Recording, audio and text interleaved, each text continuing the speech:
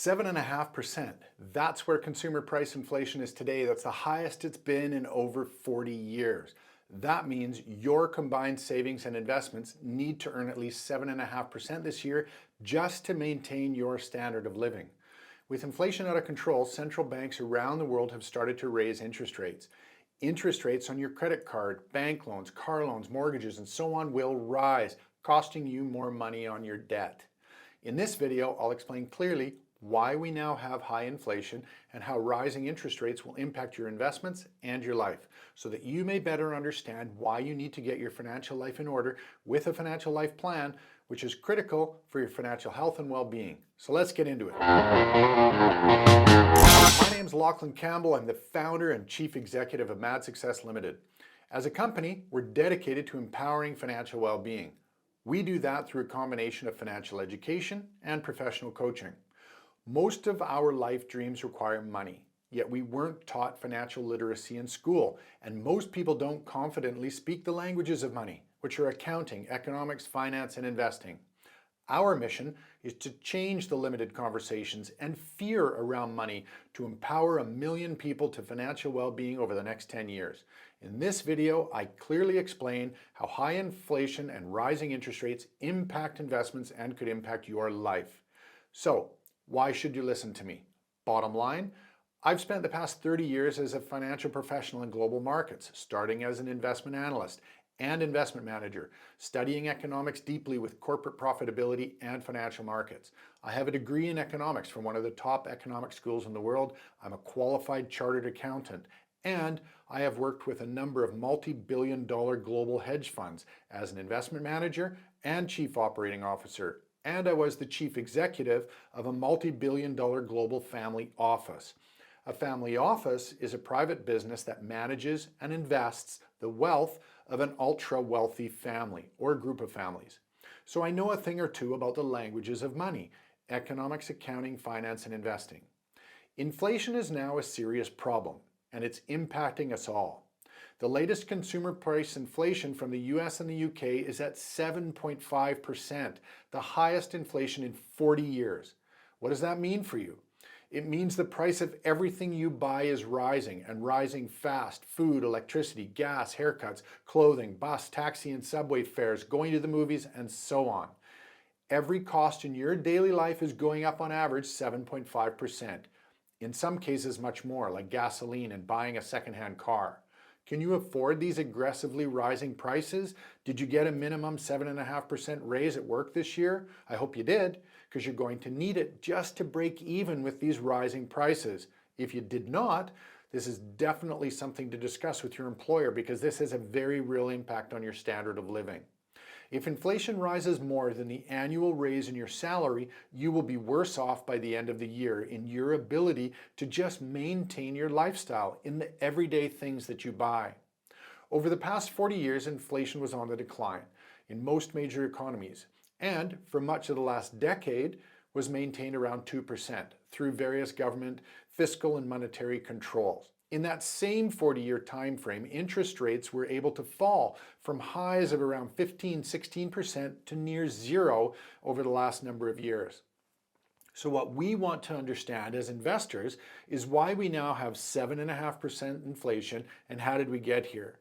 To make a long story short, since the global financial crisis back in 2008–2009, governments around the world have flooded their own economies with money and lowered interest rates to zero to stimulate their economies after what was the worst recession since the Great Depression back in 1929.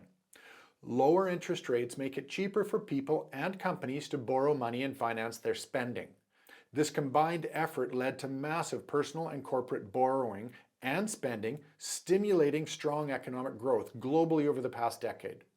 During the same period, the stimulus meant significantly improved corporate earnings because costs came down dramatically as inflation and interest rates were low. For stocks, the last 13 years of low costs and high profits stimulated a record bull market rally since the market lows around January 2009. For bonds, the steady decline in interest rates over the past 40 years drove a 40-year bull market to near zero interest rates. Bond markets had a phenomenal rally but that's why bonds now pay very little interest. And with high inflation of 7.5%, it makes no sense to invest in bonds at this time. In case you don't know, the price of a bond and the interest rate on that bond have an inverse relationship, meaning as interest rates fall, bond prices rise, and vice versa. So for 40 years, interest rates fell from 16% to zero. Bond prices, just like stock prices, had a massive rally for investors, but no longer. So, over the last decade, the global economy has been chugging along nicely. Investments have rallied, and then the COVID-19 pandemic hit 2 years ago, around March 2020. What happened over the past 2 years was a complex mix of global supply shortages, which means a decline in the supply of goods and services available, combined initially for the first 6 to 9 months of COVID with global demand shortages, meaning less spending by consumers and businesses. Supply chains were hurt because China shut down its factories for many months, which stopped the manufacturing of many of the products you buy on an everyday basis. Then, as COVID spread around the world, we all went into varying degrees of lockdowns. We had to stay home, which severely impacted demand, which is the amount of goods and services we consume or buy. We stopped using movie theaters, gyms, going to concerts, sporting events, traveling, hotels, and for a while we shopped a lot less. Businesses had to close temporarily, but as lockdowns lasted longer than anticipated, in many countries for months, many businesses sadly shut down permanently, further reducing the supply of goods and services available for business. Yes, we went through a number of waves of COVID, but we started to open back up about a year ago, and demand has started to increase again substantially. So in terms of timing with the recovery of demand, the problem is the supply of many goods and services has remained limited. Many businesses shut down over the past 2 years, and China, which has been the largest supplier of stuff for the world in the last few decades, is still dealing with closed factories. Not entirely, but still a lot, and it's closing off and locking down entire cities still today, which has some further impact on supply. So we have massive demand in the West that has returned for products being purchased outside of China, but a shortage of goods coming from China and other parts of the world. Now, as investors and students of the languages of money, it's important to understand basic economics of how supply and demand work in determining the price of goods and services. And we now have 7.5% inflation. Because these major economic changes impact our investments, and if negatively, can really hurt how we live. So I will explain basic supply and demand to you with a few charts. Let's talk about the supply and demand of your favorite pair of shoes. It doesn't matter what brand they are.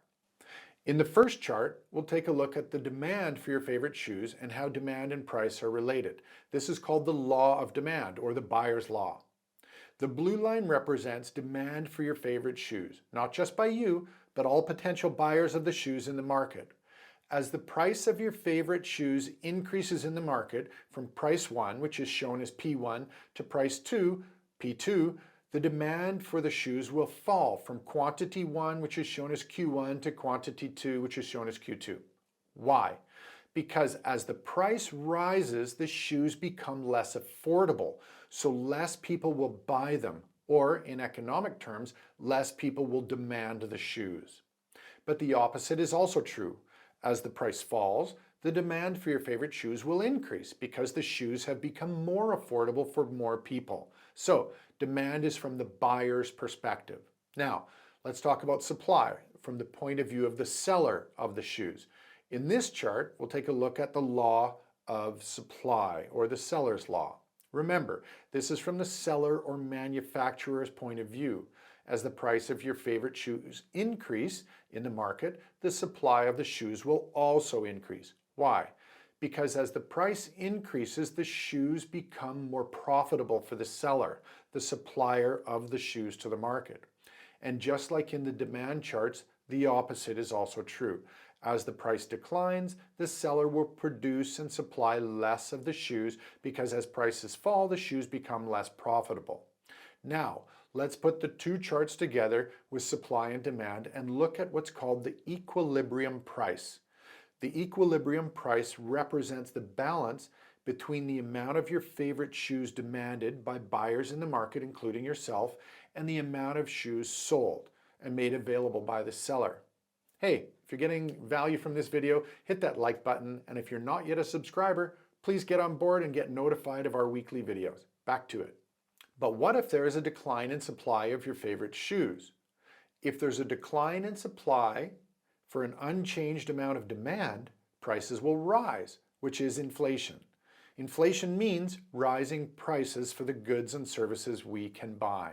For example, you're willing, likely, to pay more money for a limited edition pair of shoes than just a regular set of the same shoes. Let's say your favorite actor or musician signed 100 pairs of your favorite shoes. You'd likely be willing to pay a lot more money for those limited edition shoes. So, for a smaller quantity of any product, where demand remains unchanged, meaning the number of people that want that product remains unchanged, the price you're willing to pay in the market for this less available product will rise. Buyers essentially start to compete on price and will pay more for products they still need or want to buy when supply becomes limited. Now, let's look at a change in demand for an unchanged supply. For an increase in demand for an unchanged supply, supply remains the same, prices will rise. The more people demanding a fixed supply of your favorite shoes, the more people are willing to pay a higher price. Again, we can use the example of a limited edition set of shoes. For the fixed supply, if more and more people decide they want that pair of shoes because the singer or actor who signed the shoes is so popular, the seller will raise the price to achieve more profit, knowing that demand is increasing. I hope that makes sense. If not, please go back and watch again and ask a question in the comments below. Now, let's put all this together so you can understand why inflation is out of control at 7.5% today and possibly rising even higher. In this next chart, let's start with the red supply lines. We know for unchanged demand, a lower supply leads to increased prices. In the limited edition shoe example, if only a few shoes are made available and there are a lot of people that love the same shoes, demanding the shoes, the price can be a lot higher. Limited supply or falling supply for fixed demand leads to higher prices. Now, what if there is falling supply or limited supply, but instead of fixed demand, demand is increasing?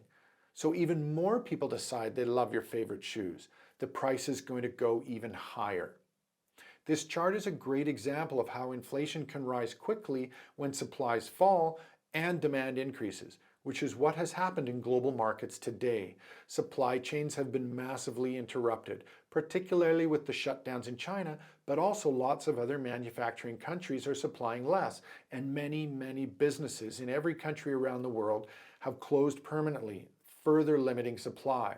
And now we have much of the world opening up, demanding more goods and services that have very limited supply. You can now understand how this double impact, even with a small decline in supply, shown as letter A, can lead to a massive increase in price, as represented by letter B. Now, global markets are a lot more complex than this simple example, but I believe it does a very good job of showing you how a decrease in supply combined with a massive increase in demand creates a condition for very high prices. And that's why inflation is at 7.5%, a 40-year high. So stick with me here. There's a little bit more to cover. What's also very important to mention and not included in these charts is the availability of low-cost money. Because interest rates have been near zero for so long, money has been very cheap to borrow, as you know. When money is cheap, what have people and businesses been doing? They've been borrowing more money, a lot more money. But this period of ultra-cheap money is about to change. So we need to understand what this means for us as investors and how it could impact markets, our investments, and bottom line, our lives and our standard of living. We now know that demand for goods and services is very high because we are learning to live with COVID. But we also now know there is aggressive rising inflation at 7.5%, and I suspect it's going to go even higher before it comes down. We also know that interest rates are starting to rise around the world, and interest rates represent the cost of money. This double effect of rising costs for goods and services, inflation, And the knowledge that the cost of money is about to increase through interest rates will cause people to quickly borrow more and buy more today to lock in the prices of goods, services, and money, leading to even higher demand and higher prices because of immediate increased demand. And that will cause central banks to raise interest rates even more to combat rising prices, because governments don't like high inflation because it can lead to recessions, a slowdown in the economy, which we haven't seen in 13 years. The risk to all of this is that central banks increase interest rates too much to fight inflation this year. Demand slows down in reaction to the higher cost of money, and because people have overbought today in reaction to cost increases and slow down their buying tomorrow, which leads to a recession. So how does all of this impact you individually? Because with inflation so high and the cost of money rising, your costs are rising every day, which means if your income does not change, your standard of living is declining because of the high cost inflation to goods, services, and money. To offset these rising costs, you need to be earning more money from your job or business, and you need to be earning more money from your investments. That creates pressure. This is how financial stress increases.